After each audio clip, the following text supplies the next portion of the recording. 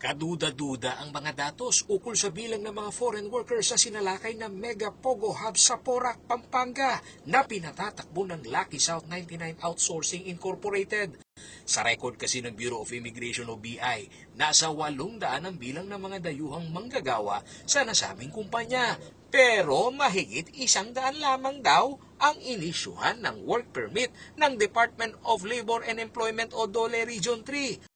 At ang higit pang kataka-taka, 7 lamang ang empleyado ng Lucky South 99 base naman sa datos mismo ng local government unit ng Porac.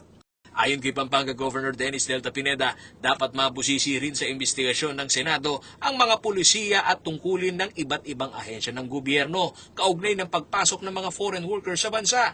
Hindi raw pwedeng isisi lahat ang mga problema kaugnay ng Pogo sa mga lokal na pamahalaan, lalo na't limitado raw ang kanilang kapangyarihan pagdating sa nasabing usapin.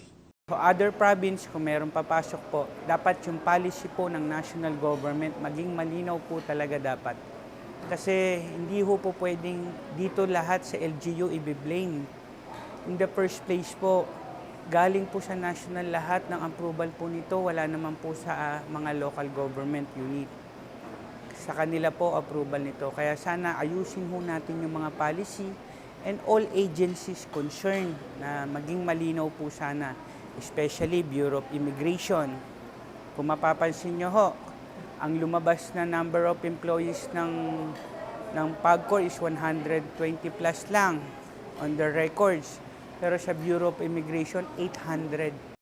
Apela pa ng gobernador, bigyan ng mas malawak na papel ang LGU, gayon na rin ang kapulisan sa verification process ng mga dayuhang manggagawa na sa ngayon ay ang Bureau of Immigration lamang ang nangangasiwa. Malinaw po na sinabi rin ng immigration na sila lang ho ang may authority na para sumita. Gaano po kadami yan mga yan? Paano ho maabutan ng mga immigration lahat to mga to? Every time ba na may makita, tatawag pa ng immigration?